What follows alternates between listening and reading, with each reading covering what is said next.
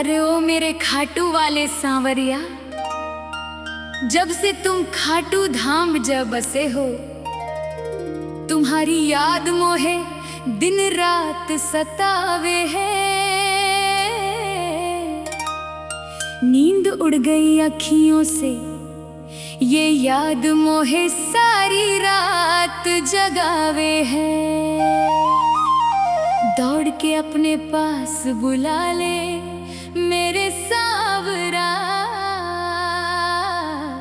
बोलो खाटू वाले श्याम की जय।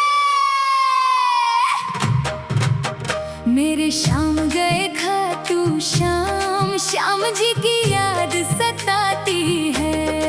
अरे मेरे श्याम गए खाटू श्याम, श्याम जी की याद सताती है। ये याद सताती है कि सारी रात जगाती है। खाटू श्याम बाबा की याद सताती है। हाँ, खाटू श्याम बाबा की याद सताती है।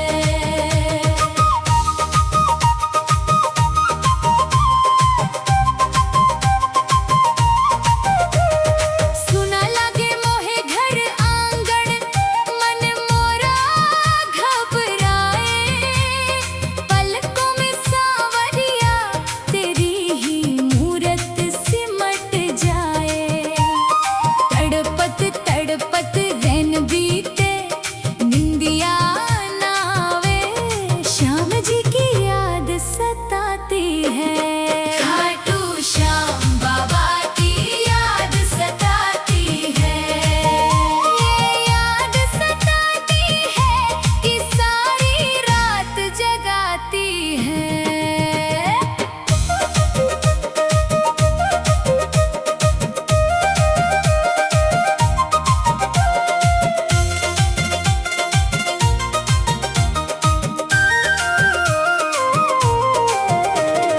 रिंगस से खाटू धाम की मोहे याद सतावेरी। हाथों में निशान उठा के चलने की धुन आवेरी।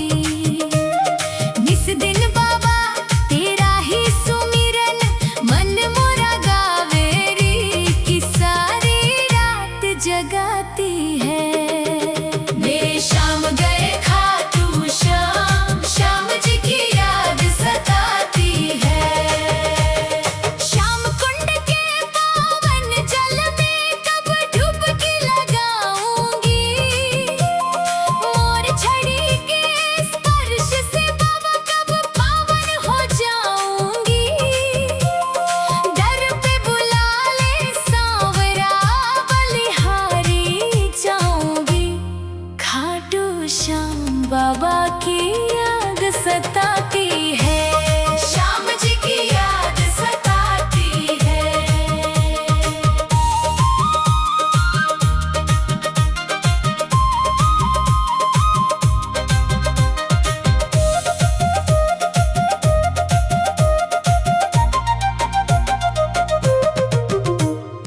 आंसू की धारा बहे, जब ध्यान तेरा लगाऊं। दुनिया के सब नाते झूठे, तुझको ही मैं चाहूं। हार का सहारा बनके थाम ले मोरा हाथ, के सारी रात जगाती है। मेरे श्याम गए खाटू श्याम, श्याम जी की याद सताती है। माखन